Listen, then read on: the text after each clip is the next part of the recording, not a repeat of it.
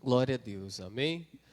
Nós servimos um Senhor de vida, Senhor que flui da presença do Senhor vida, amém? Na presença do Senhor nós encontramos paz, nós encontramos alegria, nós encontramos a água da vida, amém? A água que flui da presença de Deus, que invade o nosso coração e ela começa a jorrar também através de nós, amém? Hoje nós vamos meditar no texto do Salmo de número 36, a partir do versículo 7, amém? Quero convidar você que está em casa a abrir a sua Bíblia no Salmo de número 36, a partir do verso 7, aleluia, glória a Deus. Se você abriu, eu quero começar a ler e iniciar a palavra de hoje. O Senhor, Ele tem grandes coisas, preciosos ensinamentos para nos ensinar e falar conosco, amém? Salmo de número 36, verso 7, o salmista diz assim: quão precioso é, ó Deus, o teu constante amor, amém? Então, veja, se tem algo que deve ser valorizado por nós, é o precioso amor de Deus. Ele começa fazendo essa declaração: quão precioso é, né? Não existe nada maior que o homem possa desfrutar, não existe nada mais valioso que o homem possa desfrutar, que a humanidade possa desfrutar, do que o amor de Deus.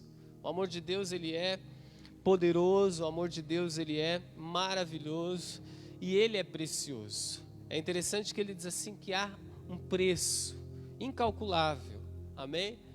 Não existe o ouro mais lindo e mais caro dessa terra que possa se comparar, não existe joias, não existe bem que possa se comparar à preciosidade do amor de Deus, amém?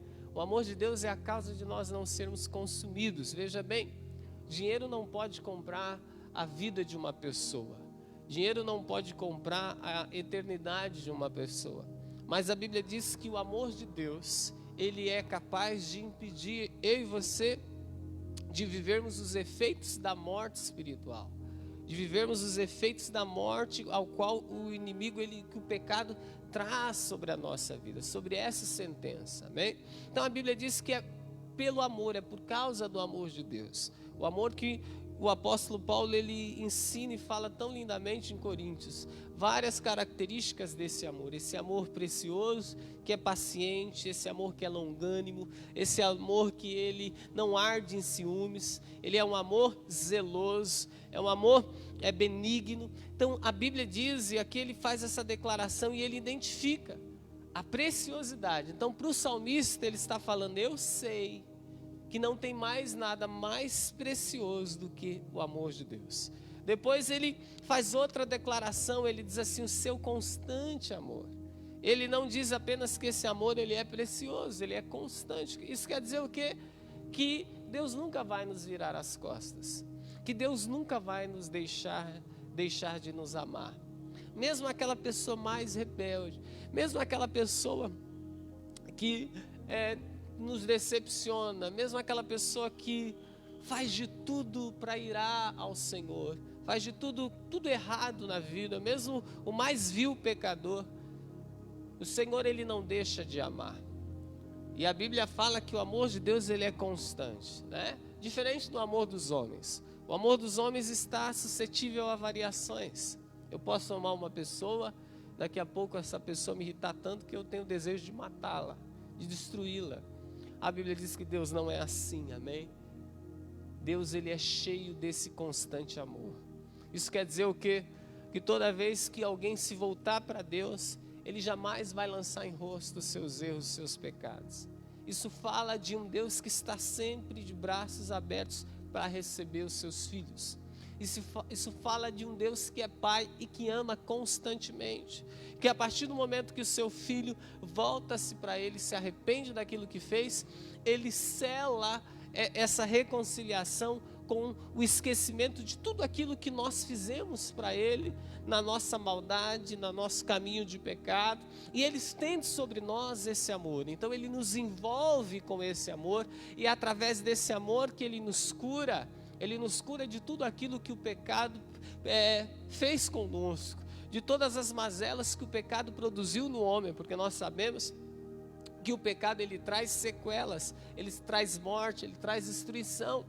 Mas quando nós voltamos a Deus e nos viramos para Deus, esse Deus que ama, esse Deus ao qual que Ele é cheio desse amor, e esse amor é precioso porque esse amor cura, esse amor é o bálsamo que tem poder de curar todas as feridas, que tem poder de sarar todas as dores, que tem poder de libertar, é esse constante amor. Amém? Esse constante amor que nós podemos desfrutar diariamente, todos os dias, sempre que nós precisarmos. Amém? Então é esse amor poderoso. E ele continua falando assim: os filhos dos homens se refugiam à sombra das tuas asas. Porque esse é o desejo de Deus. Amém? Deus, Ele quer que eu e você venhamos nos refugiar à sombra das asas dEle. Aqui, essa palavra refúgio, ela simboliza abrigo. Ela simboliza um lugar onde, quando eu e você passamos por lutas e dificuldades, quando nós nos sentimos sensíveis ou atacados, nós temos um lugar para nos esconder. É um lugar de proteção, amém?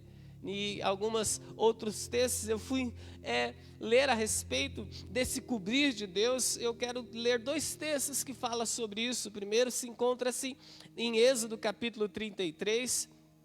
Fique com o dedinho aí no Salmo de número 36. Em Êxodo capítulo 33, o verso 22. Moisés, ele vai falar a esse respeito, e ele diz assim: quando a minha glória passar, eu te porei numa fenda da penha e te cobrirei com a minha mão, até que eu tenha passado. É interessante que aqui Moisés está relatando a própria experiência dele. Alguns versículos atrás, Moisés está lutando, insistindo com Deus, porque ele quer ver a glória de Deus. Ele quer ver a face de Deus, amém? Mas a Bíblia diz que então Deus fala para ele assim: olha, Moisés, não tem ninguém que veja a minha face que continue vivo.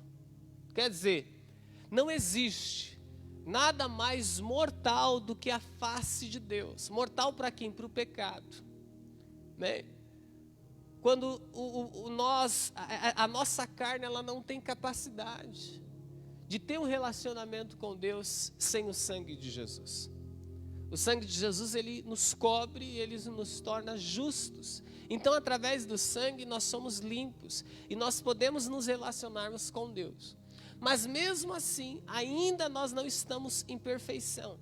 Se a glória de Deus fosse se manifestar de uma maneira plena, ninguém sairia vivo. Por quê? Porque Deus é ruim? Não. É porque a santidade de Deus, Deus é tão santo. A luz de Deus é tão luz, amém? Que o homem, ele não tem capacidade de suportar. Então Deus fala para Moisés: olha, Moisés, se eu passar, e se você me ver, ao mesmo tempo que vai ser algo maravilhoso, vai ser o seu fim. Bem, então Deus, ele faz um pacto. O que Deus quer falar aqui? Não existe nada que pode matar mais também do que a própria luz do Senhor. Então, Deus, ele não quer que Moisés morra, porque Deus, ele não quer que os filhos dele morram. A morte não é algo que Deus escolheu ou preparou para mim e para você. A vida com Deus é uma vida com vida. Viver com Deus é viver, é sonhar, é ter vida, é ter ânimo, é ter alegria. Estar com Deus vai produzir isso em nós. Então Deus fala para Moisés: não, tudo bem, eu vou passar. Quando eu passar, eu vou te cobrir. Quando eu te cobrir, você vai me ver apenas por trás, depois que eu passar. Amém? Deus diz assim: quando a minha glória passar, eu te porei numa fenda da penha e te cobrirei com a minha mão. Deus falando para Moisés: eu mesmo vou te proteger de mim mesmo. Só eu posso fazer isso. E aqui ele usa essa palavra, cobertura. Porque esse é o desejo de Deus, sempre cobrir o homem. Amém? Quantas pessoas hoje não estão vivendo descobertas? Né? O que é? Nós estamos aí passando o momento do frio, né? Não existe coisa melhor do que no frio você ter uma boa coberta, um bom cobertor. É ou não é? Se você tiver um bom cobertor, pode vir o frio que for. Mas quando você não tem algo para se cobrir, qualquer ventinho produz em nós, amém? Uma sensação terrível. E é isso que Deus está falando. Ele está falando assim: eu quero te cobrir, eu quero ser a sua cobertura. Ele quer ser o teto que cobre a nossa vida, que traz proteção. E aqui ele está falando para Moisés: eu tenho esse poder de te cobrir contra mim mesmo. Então eu vou passar, mas eu não te fiz para morrer, eu não te chamei para morrer, eu te chamei para viver. Então eu vou atender o que você quer em partes, você vai me ver depois que eu passar por trás. Mas a minha glória, a minha face, eu não posso me revelar a você porque eu não quero que você morra. Então ali Deus fala para Moisés: eu vou te cobrir. Não existe cobertura maior do que a cobertura do nosso Deus. Porque eu e você podemos andar em segurança, porque nós temos um Deus que nos cobre. Amém? E eu quero desafiar você que não tem, que está se sentindo desprotegido. Corra para esse Deus. Entregue, venha para Jesus, entregue a sua vida aos cuidados de Deus. É interessante que o salmista diz isso lá no Salmo 36. Os homens vão correr para embaixo das tuas asas. Vai ver, muitas pessoas hoje estão sofrendo, com medo, estão sofrendo, passando dificuldades, problemas na família. É o medo da briga, é o medo do vício, é o medo da situação financeira, é o frio da situação financeira. Pastor, o que eu faço? Meu irmão, muitas vezes você está passando tudo isso e você não está querendo correr, ir para a presença de Deus. Venha para a presença de Deus, porque Deus vai te cobrir. Pastor, mas eu estou na igreja. Mas você pode estar na igreja e não estar desfrutando da comunhão com o Pai, porque se você está, Ele vai te cobrir. Essa crise, ela tem revelado algumas verdades. Revelou que há um mundo descoberto, as pessoas estão desesperadas. Mas há também, ela revelou que muitos dentro da casa do Pai estão descobertos. Não estão se cobrindo, não estão se protegendo, não estão vivendo. E esse é o desejo de Deus, nos cobrir. Em nome de Jesus, eu quero convidar todos que estão recebendo essa palavra. Deus quer nos cobrir. Deus quer nos cobrir com a mão dele, Deus quer nos cobrir com o poder dele. Amém? Aleluia. Em Deuteronômio ele vai usar, eu quero convidar você mais uma vez a refletir sobre esse texto. Deuteronômio capítulo 33, o verso 27, a Bíblia diz assim, Deuteronômio 33, o verso 27. Aleluia. Moisés diz assim, ó, Deus eterno, o Deus eterno é a tua habitação, o teu apoio são os braços eternos. Ele expulsa o inimigo de diante de ti e destrói-o. Aqui Deus está fazendo uma promessa a Israel e Ele está falando assim, olha, o Deus eterno é a sua habitação. Por que que Israel venceu o deserto? Porque eles faziam de Deus, eles usufruíam de Deus como habitação. Deus era a casa de Israel no deserto.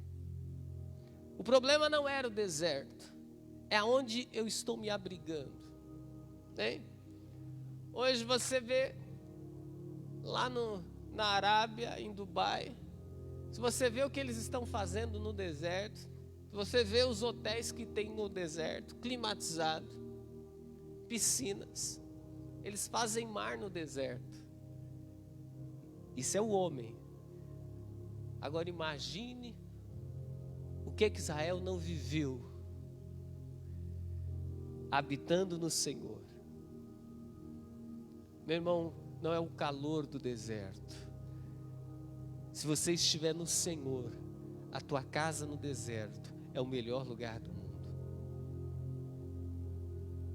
E Deus está falando para Israel: eu sou a casa de vocês, eu sou a tua habitação, eu vou ser o apoio de vocês. Amém? Essa é a promessa de Deus para nós. Deus é o teu apoio. Quando as circunstâncias se levantarem, quando você precisar de força, quando você precisa de encorajamento, quando você precisa de um ânimo, quando você precisa de alguém que te motive, que te coloque para cima, que te apoie, Deus é o teu apoio. Deus é o meu apoio. E é isso que ele está falando para Israel. E aí ele diz assim: e você vai expulsar os teus inimigos diante de ti. Ele diz para o povo, diz assim: destrói-os. Aleluia.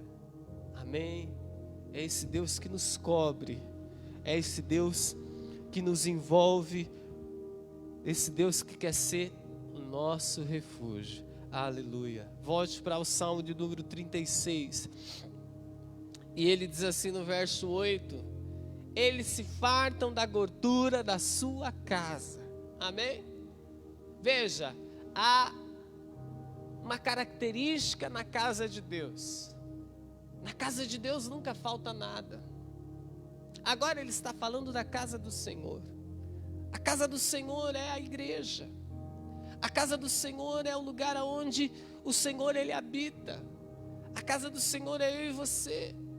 E ele está falando assim: aqueles que estão na minha casa, há à disposição deles gordura.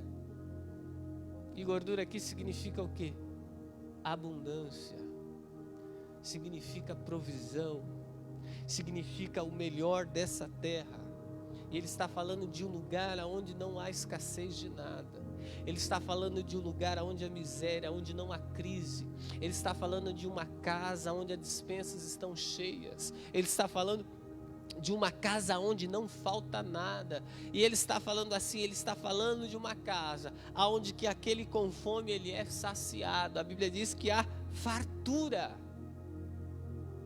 E ele diz assim: a fartura, e eles se fartam da gordura da sua casa. Casa de Deus, a presença de Deus não é um lugar de escassez.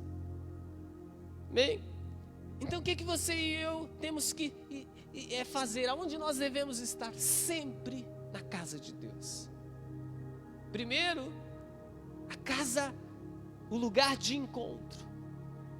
Bem, um lugar de comunhão. E sim, por que não dizer a casa, a igreja?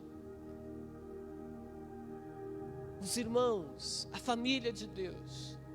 Quem vive a vida da igreja na sua plenitude, nas suas verdades, ao qual a Bíblia ensina, ele sempre vai ser suprido pelo poder da casa. A casa é de Deus. E nessa casa não falta. Não falta. Então, se você precisa de uma palavra para a vida financeira, na casa tem. Se você precisa de uma palavra para o seu corpo, se uma enfermidade veio, o diabo colocou uma seta no seu corpo, na casa tem. Se você precisa de uma palavra para a sua vida sentimental, na casa tem. Se você precisa de uma palavra para a sua vida familiar, para o seu casamento, na casa tem.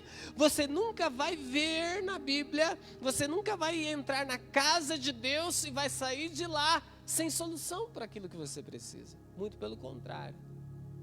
Na casa de Deus sempre há fartura.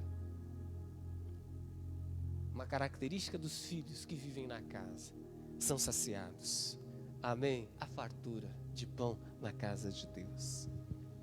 Amém? Lembre, a Bíblia diz que quando o filho pródigo, ele está comendo as bolotas dos porcos, ele havia perdido toda a riqueza. E a Bíblia diz que houve um momento que ele cai em si. Amém? Interessante isso. E ele se lembra da casa do pai dele. Ali está representando o homem e Deus. Ali está representando um homem que sai, que não quer viver embaixo da autoridade e das regras do seu pai. Porque na casa existem regras, mas na casa há abundância. a casa fartura. Amém? Porque muitos têm dificuldades de entregar a sua vida a Jesus, porque eles acham que não vão conseguir viver embaixo das regras ao qual Jesus ensinou a viver. Mas veja bem, irmão, quando você começa a viver embaixo dos princípios que Jesus ensinou, você começa a viver e ver na sua vida o poder desses princípios trazendo cura, libertação, abundância, prosperidade. Você começa a ver os campos da sua vida começar a florir, as áreas da sua vida começam a viver, a produzir, os campos da sua vida começam a dar frutos. Então o que vai acontecer com você? Você vai entender que na verdade aqueles princípios não são para te saciar a sua liberdade, muito pelo contrário. É para trazer vida. Então aquele filho, a Bíblia diz que ele cai em si, e o que faz ele voltar foi a lembrança da casa do pai. E o que ele lembrou na casa do pai? A Bíblia diz que ele falou assim. Então ele se lembrou que na casa do pai dele, até os servos tinham fartura de pão. Quer dizer, quem já entrou e já viveu nas dimensões da casa do Pai, ele sabe que se tem um lugar onde tem fartura é lá. Por isso que nós não podemos associar presença de Deus com miséria, presença de Deus com escassez. Amém? Podia gastar um pouquinho mais sobre isso para ir para outras questões. Como avaliar se realmente eu estou na casa? Eu posso estar na igreja e não estar na casa. Eu posso carregar uma Bíblia e não estar na casa. Quem está na casa sempre está suprido. Quem vive na dimensão da casa de Deus não lhe falta nada. Casa é lugar de fartura. O Senhor, Ele quer te trazer para a casa dEle. Ele quer te colocar nesse lugar de abundância. Ele quer te colocar nesse lugar de delícia. Esse sempre foi o propósito original de Deus para Adão. Lugar de delícia, lugar de fartura. Então a Bíblia diz que aquele jovem se lembra, se cai em si, ele fala, pô, mas o que eu estou fazendo aqui? Por que eu estou vivendo dessa maneira? Por que eu estou mendigando as bolotas do porco? Por que eu estou sendo humilhado? Eu tenho um lugar que eu sei que lá tem fartura. Eu sei que lá, mesmo eu sendo um servo do meu pai, eu vou viver fartura de pão. Todos aqueles que vêm para a casa de Deus querendo se sujeitar a Deus, querendo ser filho de Deus, meu irmão, até aquele que trabalha na casa de Deus pegando o papelzinho do chão, se ele faz isso de oração, se ele faz isso crendo que ele está na casa do Pai, ele vai receber influências na sua vida de prosperidade. Tudo aquilo que ele colocar a mão vai prosperar. Não é o que eu faço, é onde eu estou. Todo lugar da casa é um lugar abençoado. Na casa de Deus, todo cômodo é abençoado. Não existe lugar preferido na casa de Deus. Se eu estou na casa, isso fala de fé, isso fala de uma condição de vida, isso fala de uma postura. A partir do momento que eu estou na presença de Deus, aonde eu estiver, pegando papel, no púlpito, cantando, vindo, ministrando, no banco da igreja, eu estou na casa, eu vivo a casa, eu creio que eu estou lá, eu vou viver o melhor dessa casa.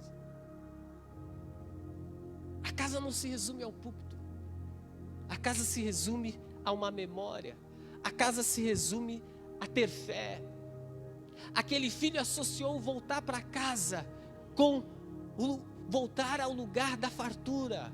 Voltar ao lugar onde a alma dele era saciada. Mesmo que ele agora voltasse na condição de servo, ele sabia que a casa tinha uma característica: pão, fartura de pão. E é isso que faz ele voltar. Esse é o lugar que Deus quer que nós vivamos. Esse é o lugar que Deus quer que cada um que esteja na presença dele viva, amém? Aleluia. Se fartar da gordura. Ele continua, ele diz assim: tu lhes dá de beber das correntes das tuas delícias. Essa palavra delícias é a mesma terminologia que ele usa para o Éden. Éden significa lugar de delícias. Porque esse sempre será o propósito de Deus. Nós fomos destinados por Deus para o Éden. Primeiro, o Éden é uma simbologia do que será o céu. Aleluia, não vai faltar nada. Glória a Deus, amém. É interessante que ele diz assim: dá de beber das correntes das tuas delícias. Nós podíamos gastar tempo nessas palavras. Um rio de prosperidade que flui da presença de Deus. Aleluia, glória a Deus. Você entende isso? No verso 9 ele diz assim: pois em ti está o manancial da vida. Manancial fala de algo que corre, de algo que flui. A igreja é um lugar de pessoas que se unem. A igreja é um lugar de movimento. Por isso que se você quer ver a mudança da sua vida, você tem que se levantar. Qual que é o problema de muitos? Eles estão embaixo da prisão da doença, eles estão embaixo da prisão das algemas do pecado, do vício, da depressão, do relacionamento que não dá certo, mas eles não querem se levantar da condição deles, eles não querem dar um passo, eles não querem vir à igreja, eles não querem se moverem na direção de Deus. Meu irmão, não tem como, só há uma maneira de você quebrar as algemas de escravidão. Você tem que se levantar, porque para ir no manancial das águas, o manancial fala de uma água que corre. Você precisa se levantar, você precisa sair desse lugar. Ah, pastor, mas eu fico o dia inteiro, eu escuto louvor, eu fico em casa. Não, meu irmão, até o diabo escuta louvor. Tem que ter fé, tem que ter ousadia, tem que crer, tem que se mover, tem que agir, tem que se levantar, amém? Agir na fé, viver pela fé, se mover pela fé. Ele diz assim: pois em ti está o manancial da vida. É em Deus, e eu e você temos que ter uma postura de todos os dias, irmos na presença dEle, bebermos dessas águas, usufruirmos dessas águas, amém? Aí ele diz assim: na tua luz veremos a luz. Eu quero gastar o restante, o final, falando sobre isso. Na tua luz. Nós sabemos que a luz de Deus foi Jesus. Nós sabemos que o desejo de Deus, amém? Que a missão de Jesus foi vir a essa terra e andar. Por que ele veio a essa terra? Porque ele tinha que ser visto. Ele tinha que mostrar. A luz, ela vem para iluminar. Ele tinha que se revelar nessa terra. Ele tinha que curar. Ele tinha que agir. Ele viveu como filho de Deus. Para quê? Para que o homem olhasse para ele e fosse iluminado por ele. Então a luz dele nos iluminaria. Pastor, como que eu preciso agir? Você precisa fazer de Deus o centro da sua vida. Abra a sua Bíblia no livro de Êxodo, capítulo 25. Êxodo, capítulo 25. A Bíblia diz assim, Êxodo, capítulo 25. Aleluia. Glória a Deus. Amém. Quem abriu, diga amém. Na sua luz veremos a luz. Glórias ao Senhor. Êxodo capítulo 25, verso 1. Então disse o Senhor a Moisés: fala aos filhos de Israel que me tragam uma oferta, cujo coração se mover voluntariamente, dele tomareis a minha oferta. Essa é a oferta que recebereis deles: ouro, prata, bronze, estofo azul, púrpura, carmesim, linho fino, pelos de cabras, peles de carneiro, tingidas de vermelho, peles de animais marinhos, madeira de acácia, azeite para a luz, especiarias para o óleo da unção e para o incenso aromático, pedra de onix e pedras de engaças, para a estola e para o peitoral. Tudo isso para fazer o tabernáculo e as roupas dos sacerdotes e tudo aquilo que estaria ligado ou usado na adoração a Deus. Aí no verso 8 ele diz assim: e me farão um santuário. Esse é o seu papel. Fazer da sua vida um santuário. De quem? De Deus. O lugar de Deus. Amém? Então Deus fala assim para Moisés: você vai fazer tudo isso, você vai fazer o tabernáculo, você vai fazer um santuário. Avisa para o povo que eles vão fazer um santuário para mim, para que eu habite aonde? O que ele diz aí? A Bíblia diz assim: Deus quer que o povo de Israel faça um santuário para ele, para que Deus viesse habitar no meio deles. Habitar fala de morada, fala de algo fixo. Não tem como se relacionar com Deus sem trazer Ele para morar na nossa vida, sem estabelecer na nossa vida uma casa para Ele, o lugar dEle. Mais uma vez Ele está falando de casa. Então quer dizer, cada um em Israel tinha a sua tenda, a sua casa. E Deus agora está falando para Israel: eu quero que vocês façam no meio da casa de vocês, no meio do bairro de vocês, no meio da cidade de vocês, eu quero que vocês façam a minha casa. E nós entendemos, segundo o salmista declarou no Salmo de número 36, na casa de Deus não há falta de nada. Então imagine um israelita que precisava de uma cura. Ele estava na casa dele, mas ele sabia aonde era a casa de Deus. E ele sabe que lá naquela casa não falta nada. Que lá naquela casa não há ausência de médicos.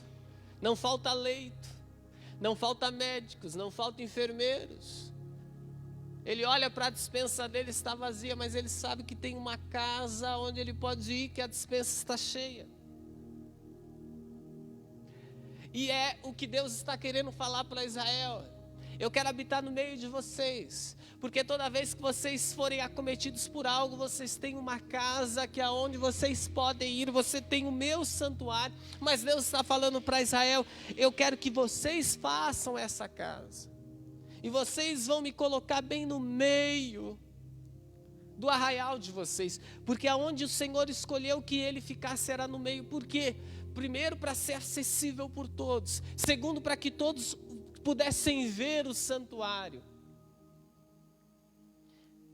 Então todo Israel, todas as tribos, eles tinham uma visão plena do santuário. Era como se Deus estivesse falando assim: eu não quero que ninguém seja roubado, eu não quero que ninguém seja colocado para trás, eu quero que todos tenham acesso e desfrutem igualmente daquilo que eu tenho. Então a bênção de Deus é para todos, a restauração de Deus é para todos, a cura é para todos, a prosperidade é para todos, a bênção familiar é para todos. Esse sempre foi o desejo de Deus: me coloque no meio. Mas Deus também está revelando algo, que eu e você precisamos colocar Deus como Senhor da nossa vida e colocar Ele no centro das nossas vidas. Então o que acontece com alguns? A vida dele não gira em torno do relacionamento dele com Deus. Muito pelo contrário. Ele quer que Deus gire em torno dos seus desejos, das suas vontades. Então veja bem, muitas vezes Deus vai restaurar um casamento. Muitas vezes Deus vai abrir uma porta de emprego. Mas Ele vai abrir e fazer tudo isso. Mas se você não colocar Ele como centro da sua vida, você está sendo a pessoa mais burra da face da terra. E é isso que muitos fazem. Eles vão para a presença de Deus, desempregados, buscam a Deus, clamam a Deus, Deus vai lá e abençoa, dá um emprego, e eles saem. Eles vão lá, recebem uma cura, e depois eles deixam. Por que eles nunca vivem um nível de prosperidade? Porque eles não colocam Deus no centro da sua vida em tudo. Colocar Deus no centro é tudo que você for fazer. A primeira pergunta que você faz: isso daqui vai trazer prejuízo Isso daqui vai de alguma forma afetar o meu relacionamento com Deus. Isso daqui de alguma forma vai prejudicar a minha vida com Deus. Então uma pessoa que põe Deus em tudo, tudo aquilo que afasta ela de Deus, qualquer coisa, emprego, pastor, mas eu vou ganhar bem, mas isso vai te separar de Deus. A pessoa que coloca Deus como centro, ele não pensa duas vezes. Ele não negocia, porque ele não aceita tirar Deus do centro, porque ele sabe que se ele tirar Deus do centro, mais cedo ou mais tarde ele vai precisar, e quando ele precisar, a quem ele vai recorrer? Porque dinheiro não compra tudo. Então se ele tem que fazer uma escolha num relacionamento, mas ele sabe, qual que é a pergunta que você tem que fazer? Esse relacionamento vai me aproximar de Deus, ou ele vai me afastar de Deus? Se ele vai te afastar, se você já percebe que nesse relacionamento está te levando para longe do Senhor, rapidamente rompa, coloque Deus como centro novamente, tudo tem que girar. Era isso que Deus está falando. Quando Israel vivia dessa maneira, não faltava nada, não tinha um doente sequer em Israel. A Bíblia diz que não havia doentes, porque Deus curava, não havia falta de nada. Mas quando eles começavam a deixar Deus, quando eles começavam a olhar para outras nações, quando eles começavam a cobiçar outras coisas e se esquecerem de Deus, vinha a guerra, vinha a escravidão, vinha inimigos, vinha a miséria, vinha problemas. Colocar Deus, coloque Deus no centro da sua vida, amém, aleluia. No verso 9 ele diz assim: conforme tudo que eu te mostrar para modelo do tabernáculo e para modelo de todos os seus móveis, assim mesmo fareis. Eu amo esse texto. Existe um modelo, Jesus foi o modelo. Todo o tabernáculo, todas as obras do tabernáculo, tudo é para revelar o que Jesus fez. Quando você estuda sobre o tabernáculo, e aqui eu dou um conselho a vocês: estude sobre o tabernáculo. Bem, existem estudos só sobre o tabernáculo, cada parte do tabernáculo. O tecido, o couro, cada tipo de couro representava uma obra e algo que Jesus fez. Cada cor de tecido representava algo que Jesus fez. Quando fala sobre as cordas, fala sobre o que Jesus fez. Quando fala sobre o ouro, fala o que Jesus faria. Quando fala sobre o cordeiro, quando fala sobre o peitoral, até quando fala dos bordados nas roupas dos sacerdotes, fala da obra e tem revelação do que Jesus iria fazer. Jesus foi o tabernáculo vivo, ele tabernaculou o próprio Deus para nos mostrar. O tabernáculo era do Velho Testamento, era algo simbólico, cheio de liturgia. Jesus era o tabernáculo vivo. Era como se tudo aquilo que o tabernáculo representasse ganhasse vida e começasse a se mover diante da humanidade, para ela ver e copiar. Jesus é um modelo perfeito. E é isso que a Bíblia fala. E é isso que Deus está falando. Deus está falando: me coloque no meio, me coloque sempre no centro da vida de vocês. E eu quero encerrar.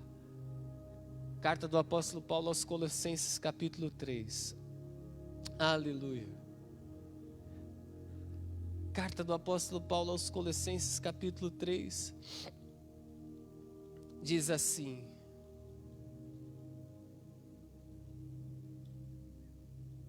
eu gosto tanto desses textos da Bíblia que fala de praticidade da vida cristã. Amém? De algo prático, vivo, real, simples e tão claro. Ele já começa com um título. Só o título já nos ensina tantas coisas. Amém?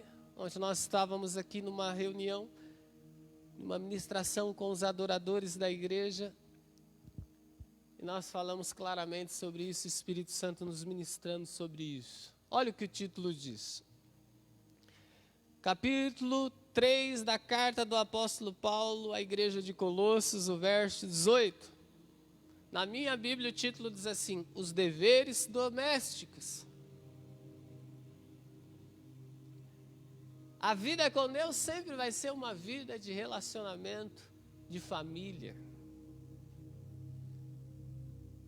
Estava falando aqui ontem com eles. O músico, se ele é uma coisa em casa, ele vai ser na igreja. Não desassocia-se. O adorador, o que ele é em casa, ele é na igreja. Se ele é adorador, ele adora a Deus no altar, ele adora a Deus com a sua vida. Se ele adora a Deus no altar, ele adora. Se ele é filho, ele tem uma vida de adoração aos pais. A adoração que ele faz a Deus é refletida em tudo que ele faz. Então, quando ele está lá no relacionamento com o pai, com a mãe dele, tudo que ele vai fazer reflete a adoração dele com Deus. Não tem como. Se ele toca, ele é um adorador. Se ele dança, se ele é um porteiro da igreja, se ele faz qualquer coisa na casa de Deus, ele se acha, ele diz que ele é um adorador, toda a vida dele vai refletir aquilo. Então, quando ele estiver lá no trabalho dele, ele vai estar adorando a Deus. E o patrão dele, quando olhar para ele, não vai ver um empregado, vai ver um adorador.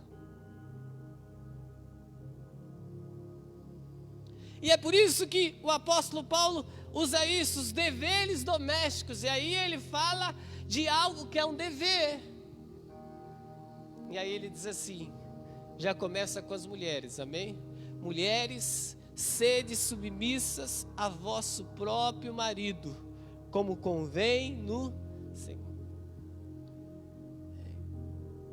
Essa é uma palavra hoje que, se você for falar ou ensinar sobre submissão feminina no mundo de hoje, você vai ser apedrejado.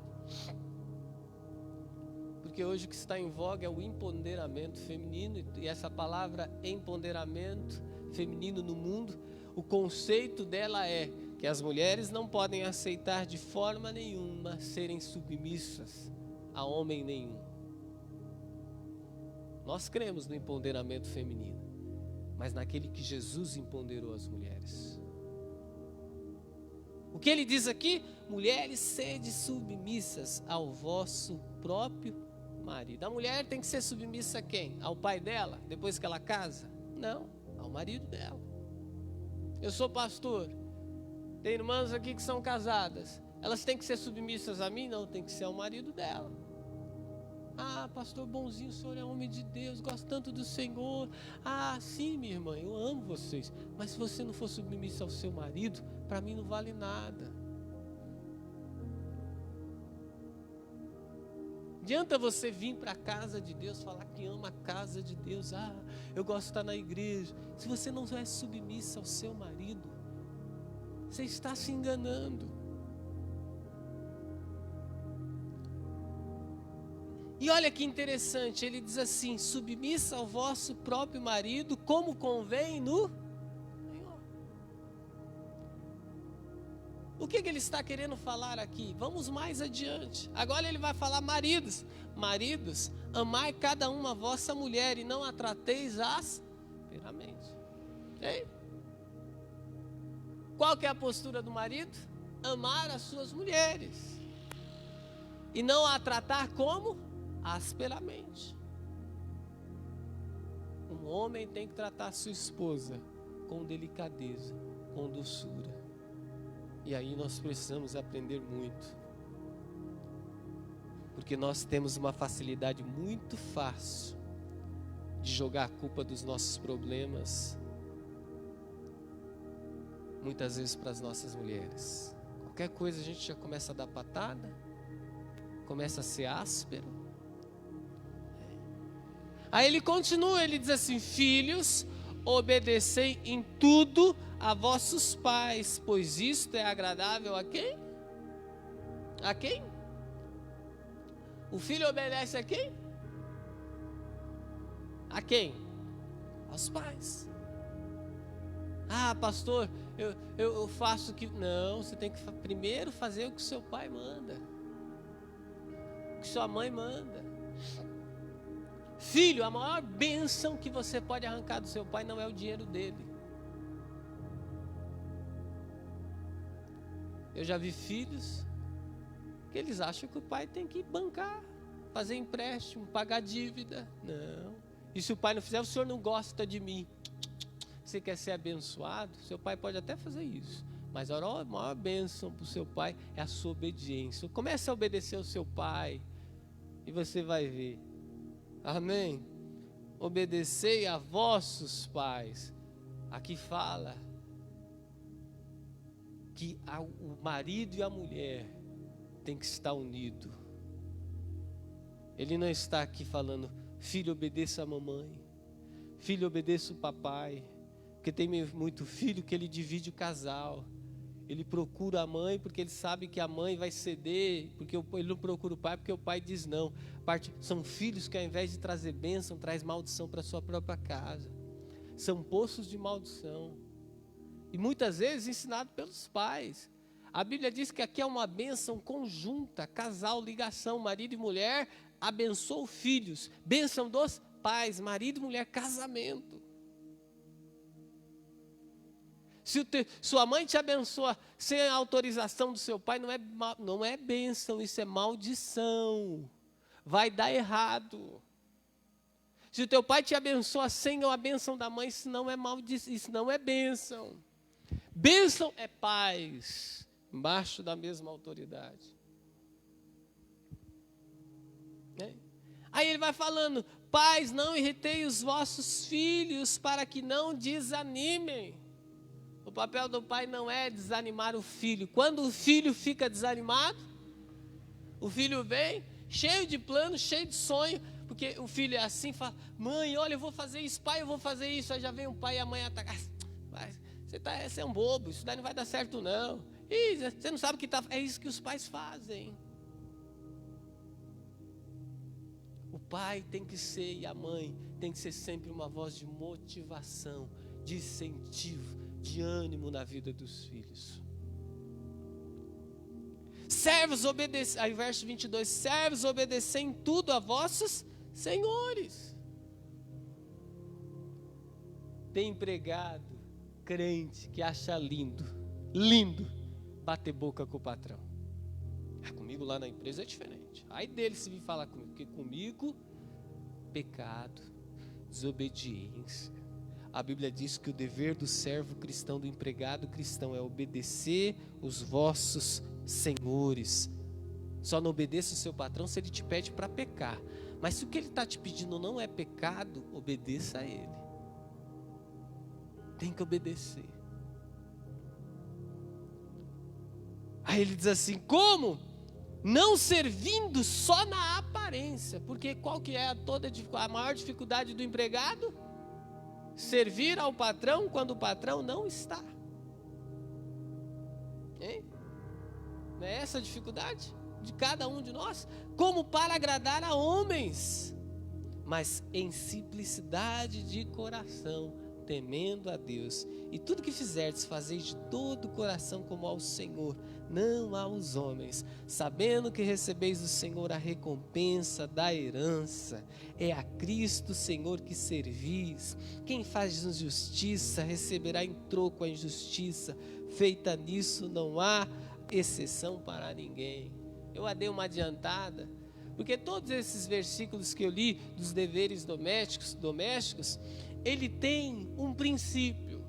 Quando ele fala para a mulher ser submissa ao marido, ele fala, olha, seja submissa ao marido, não porque ele é bom, não porque ele te dá presentes, não porque ele te elogia. Porque muitas mulheres cristãs estão com uma cara um dia, estão com outra cara no outro. Crentes. Mulher, não faça do teu marido o teu Deus. Deus só existe um. E a Bíblia diz que é dever de toda esposa se submeter ao marido. Não porque ele é bom, porque ele é rico, porque ele apresenteia, porque ele lembra da data de casamento. Nada disso. Ele diz que toda mulher que entregou a Jesus tem que se submeter ao marido como convém no Senhor, porque ela sabe, ela está fazendo para Deus. Sabe o que é isso? É colocar Deus no centro. É o que Deus está falando para Israel lá no Velho Testamento. Eu quero viver no meio. Sabe o que é isso? Quando o marido não se lembra da data do aniversário, antes dela ir para o marido xingar, maltratar ou fechar a cara, ela, quando olha o marido, ela vê Deus no meio.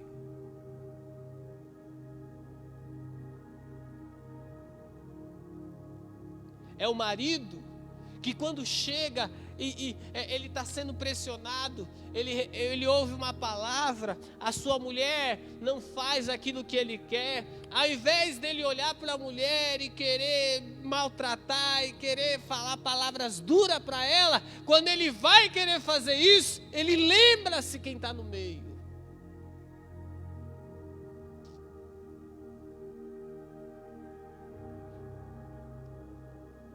E aí ele olha quem está no meio, está Jesus.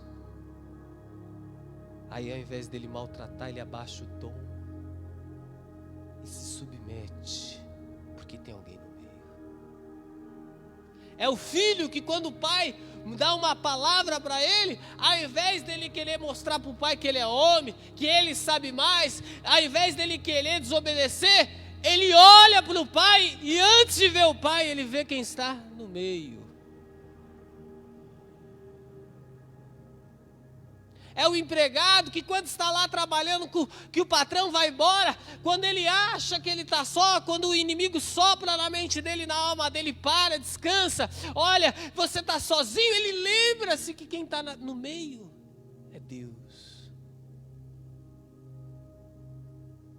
E é por isso que Deus fala, eu quero habitar no meio, eu quero ser o centro da vida de vocês. É assim, é colocar Jesus no centro. E aí ele diz assim, para o patrão, sabendo, servos, obedecei a tudo, a vossos senhores segundo a carne, não servindo só na aparência como para agradar a homens, mas em simplicidade de coração, temendo a Deus. E tudo que fizerdes, fazeides de todo o coração, como ao Senhor e não a homens. Tudo que a gente faz, a gente começa a ser adorador. Tudo. Eu vou pegar um papel, eu recebo uma palavra, eu creio que aquela palavra eu estou sendo visto pelo Senhor. Sabe o que começa a acontecer? A luz dele começa a nos iluminar. Sabe quem começa a reger as nossas atitudes? A luz dele, aquilo que o salmista está falando lá. A tua luz vai me iluminar. Então o diabo, o papel dele é fazer com que eu e você nos desviemos da luz para que as nossas atitudes sejam trevas. Mas Deus está falando assim, olhe para a minha luz, que sempre que você vai olhar para ela, sabe o que vai acontecer com você? Vai sair luz de você. Então a luz vai brilhar nas trevas. Então quando alguém te fazer mal, você vai olhar para mim e ao invés de você retribuir o mal, você vai retribuir bem. E a luz vai sair de você e essa luz vai vencer as trevas. Mas para isso, eles têm que estar no meio. Eles têm que ser o centro das nossas vidas. Aleluia. E eu quero junto com você nessa noite. Coloque-se de pé onde você estiver. Coloque a mão no teu coração. Quero te convidar nessa noite a crer que o desejo de Deus é que você venha morar na casa dele. Que o desejo de Deus é habitar no centro das nossas vidas. Existe um lugar de cobertura para mim e para você. Existe um lugar de fartura. Existe um lugar de provisão contínua. Existe um lugar onde essa água, a fonte não vai secar. E assim como o salmista declarou, o Senhor é o manancial de águas. Eu me farto na gordura da tua casa. Eu quero convidar você nessa noite a entregar a sua vida a Jesus, a confiar os teus caminhos ao Senhor, a crer na palavra, na Bíblia, nos ensinamentos de Jesus. Eu quero convidar você, mulher, a ser submissa ao seu marido no Senhor. Eu quero convidar você, marido, a amar a sua esposa e a tratá-la com doçura no Senhor. Eu quero convidar filhos a obedecer aos vossos pais, porque você quer agradar ao Senhor. Mesmo que muitas vezes o seu pai e a sua mãe não tenham feito aquilo que o teu coração e a tua alma deseja.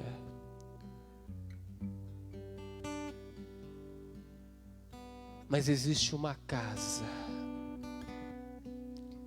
existe um pai que está acima do seu pai e da sua mãe biológica. Esse pai, ele não falha. Esse pai, ele não decepciona. Eu quero convidar você, servo, empregado, que presta serviço ou que trabalha em uma empresa ou para alguém, a ser um servo que não vive e que não trabalha apenas quando o seu patrão ou o seu encarregado está diante de você, mas quando ele vira as costas,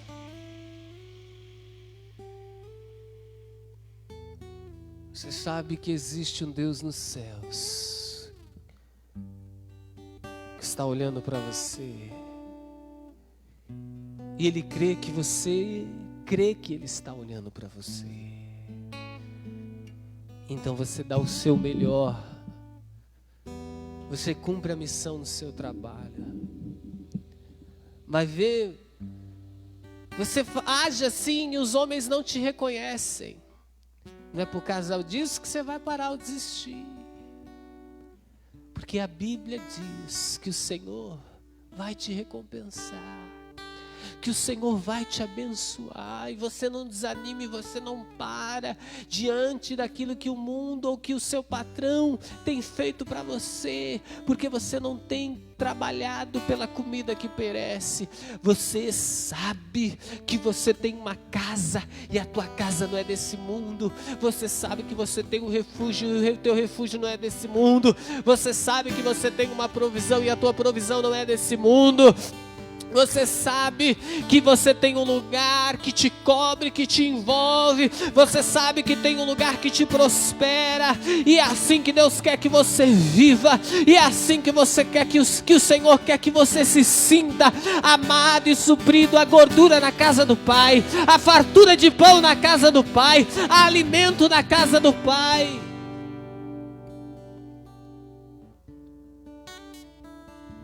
O que eu quero que você entenda é que nós vamos viver o sobrenatural. Pastor, eu não creio em prosperidade. Existe, é bíblica e são princípios. Eu te desafio a você viver tudo aquilo que você aprendeu nessa tarde, nessa noite, crendo. E você não vê o resultado na tua vida. E você não vê o resultado na tua vida financeira. E você não vê o resultado no teu casamento. E você não vê o resultado na vida dos teus filhos. E você não vê o resultado na vida da tua esposa. E você não vê o resultado na vida do teu marido. Ah, meu irmão, o evangelho é poder de Deus para aqueles que creem. E Deus quer iniciar uma revolução tremenda na tua vida. Deus quer te tirar da terra da sequidão, da terra de esterilidade, e te colocar na boa terra, nos campos que manam leite e mel. Deus quer te colocar na Canaã. Deus quer te colocar nos campos da terra, onde os campos estão brancos constantemente. Aleluia. Ele está aqui. Ele está aqui. Vai ver, você está vivendo embaixo de sequidão. Viver com Deus é viver em fartura. Eu não sei qual lembrança que você tem tido do Senhor. Vai ver, você se encontra longe dos caminhos do Senhor. Vai ver, você se encontra longe da casa do Pai. Você tem dinheiro, mas a tua vida sentimental, a tua alma está miserável, está escassa. A tua alma não tem nada. Mesmo que você tenha bens interiores, a tua alma está vazia. Mas eu quero te desafiar, volte para a casa do Pai, porque na casa do Pai há fartura de pão. Eu não sei como se você se lembra da casa do Pai. Eu não sei quais são as suas lembranças de Deus. Na casa do meu Deus não falta nada. Na casa do meu Deus a provisão é contínua. Há um rio que alegra a cidade de Deus. Há um rio que flui debaixo do trono do meu Senhor. E aonde esse rio passa, há árvores frutíferas. A vida de Deus flui. O zóio do Senhor se manifesta. Pastor, mas e a quarentena? Vai passar. Teu abrigo é o Senhor. Faça de Deus o teu abrigo. Ele te esconderá embaixo das asas dele, e nenhum mal vai te tocar. Aleluia. Se você crê, aplauda o Senhor em nome de Jesus. Vamos adorá-lo, porque Ele é digno de toda a honra e de toda a glória.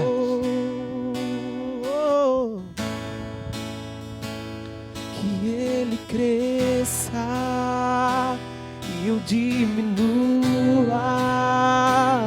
Que Ele apareça e eu me constranja e com a sua glória e todo seu amor, infinita humildade, servo de todos. que Ele cresça e que Ele cresça, que eu diminua, que Ele apareça e eu me constranja e com a sua glória e todo o seu amor, Infinita humildade, servo de todos os irmãos. os irmãos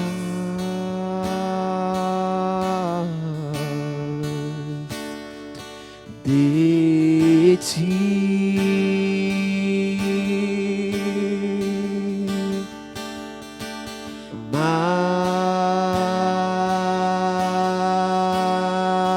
Mas de ti,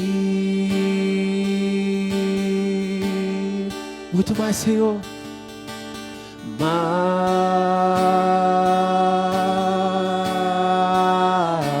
Mais de ti, oh, mais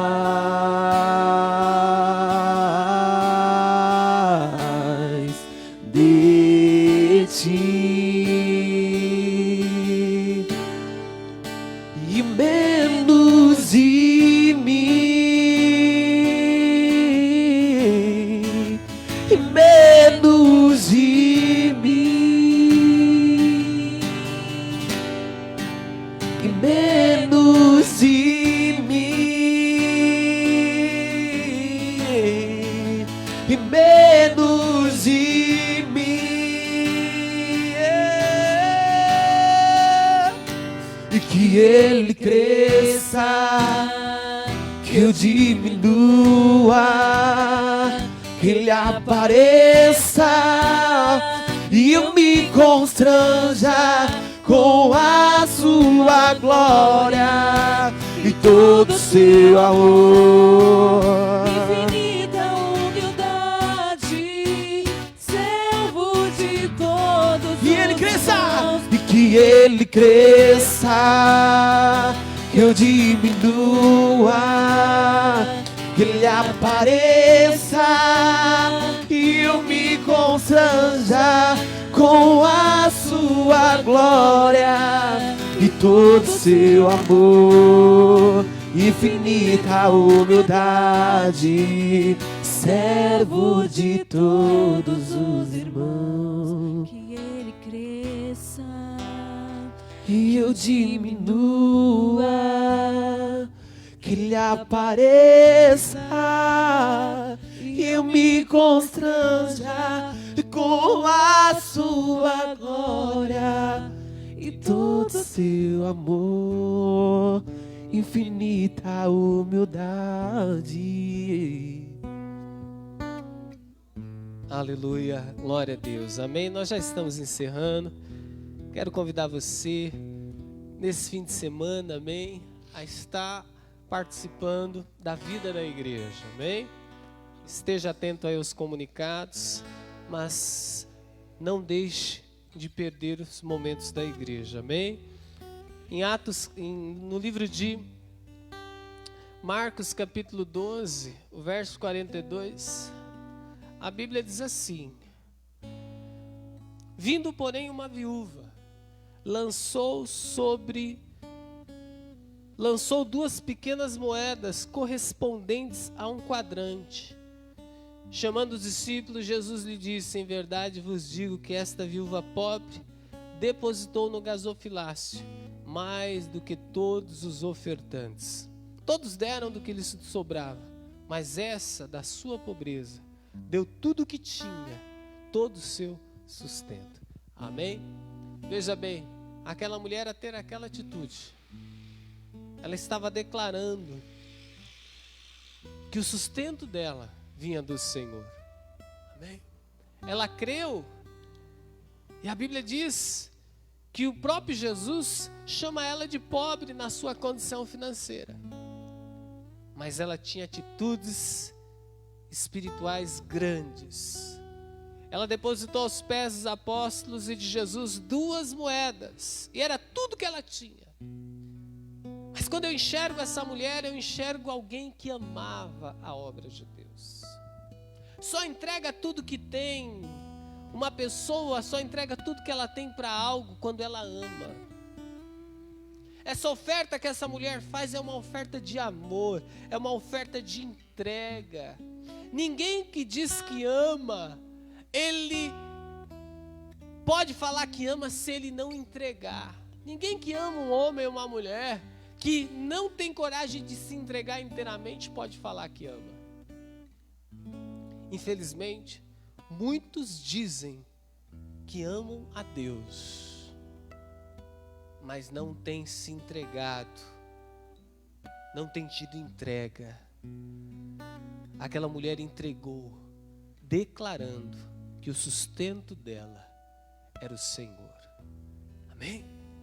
Nesse momento, eu quero desafiar você, você que ama essa igreja, você que ama essa obra, você que ama esse ministério, a você separar uma oferta, a você ter o seu coração liberal. Não deixe de ofertar na casa de Deus. Sempre que você vir para o culto, sempre que você participar de uma reunião, sempre leve uma oferta de gratidão. Não se preocupe se é muito ou se é pouco aos olhos humanos, mas nunca vá à presença de Deus sem uma oferta. Amém? Eu quero convidar você essa semana a separar uma oferta de amor, amém? Nós temos muitas necessidades na igreja, nós temos ainda o restante do telhado para pagar, nós já entregamos o salão do lado de cima, e nós precisamos fazer a ligação da água, falta alguns canos, amém? Canos para pia, falta torneira para as pias, falta os vasos de um dos banheiros, nós só temos vasos para um banheiro, nós necessitamos de uma liberalidade, nós temos algumas dívidas ainda do prédio antigo para pagar, para sair tudo certinho, nós vamos pagar. Mas se você ama essa obra, se você tem o mesmo sentimento, que o que move você é o mesmo mover que movia aquela mulher, meu irmão, a partir daquele dia, era Deus quem iria sustentá-la. E eu creio que essa mulher viveu um nível de prosperidade tremendo. Nesse fim de semana, separe uma oferta. Você que está desempregado, separe uma oferta. Amém? Produza algo. Faça um bico. Separe desse bico uma oferta e o seu dízimo e traga no altar. Sele. Se você creu nessa palavra que foi liberada sobre a tua vida, sele essa palavra com uma oferta. Se hoje o Espírito Santo falou com você, se você creu que Deus vai ser o centro da tua vida, sele essa palavra. Separe uma oferta e traga aqui no domingo. Pastor, domingo o culto vai ser público? Eu não sei, nós vamos ver ainda. Mas se não for, todos os domingos tem um diácono, 7 horas da noite, aqui na igreja, para receber a sua oferta e o seu dízimo. Pastor, olha, eu não estou conseguindo fazer transferência. Traga, venha, deixa o seu dízimo, a sua oferta. Não precisa participar do culto, vá para casa, assista online. Mas cele essa semana. Nós precisamos e contamos com aquelas pessoas que amam a casa de Deus, que fazem da casa de Deus a sua casa, que fazem desse lugar um lugar de provisão. Eu quero orar por você, eu quero te abençoar. Amém? Senhor, em nome de Jesus, abençoa os teus filhos, todo aquele, meu Pai, que recebeu essa palavra. Meu Deus querido, muitos estão patinando, porque quando chegam na vida financeira, eles travam. Tem muitos, meu Deus, que já são religiosos na tua casa, já perderam o amor pela obra, já não entregam mais as suas ofertas e os seus dízimos com alegria e nem mais com temor. Restaura. Eu quero orar nessa noite que o Senhor venha renovar, nesse momento, renova o amor e a alegria, o sentimento voluntário e liberal no coração desta pessoa, para que ela venha viver novamente a prosperidade do Senhor. Senhor, eu tenho certeza que todos aqueles que estão crendo, aqueles que já estão movendo no seu coração e que já estão sentindo o desejo de trazer essa semana, esse domingo, uma oferta especial, meu Deus, para que nós venhamos concluir, continuar essa obra, e essa obra continue, Senhor meu Deus, e ela venha ser uma obra excelente. O Senhor já está movendo os céus. Essa oferta que será entregue será uma oferta de amor, que moverá, será uma oferta declarando, meu Pai, essa pessoa que vai trazer essa oferta, ela vai estar trazendo sobre ela uma palavra. O Senhor é o sustento dela, o Senhor vai supri-la, o Senhor vai provê-la. Aquela mulher, ela entregou tudo porque ela creu e porque ela amava te ouvir e ver os teus milagres e os teus sinais. Com o amor de Deus Pai e a graça do nosso Senhor e Salvador Jesus e a íntima comunhão do Espírito Santo esteja com todos, hoje e para todos sempre. Deus te abençoe. Domingo, 7 horas da noite, o nosso culto, em nome de Jesus. Tenha um ótimo fim de semana. Aleluia. A resposta é que eu vivo de milagres. Dessa vez vai ser mais um milagre. Eu não sei como Deus irá fazer, mas eu sei vai ser perfeito, como tu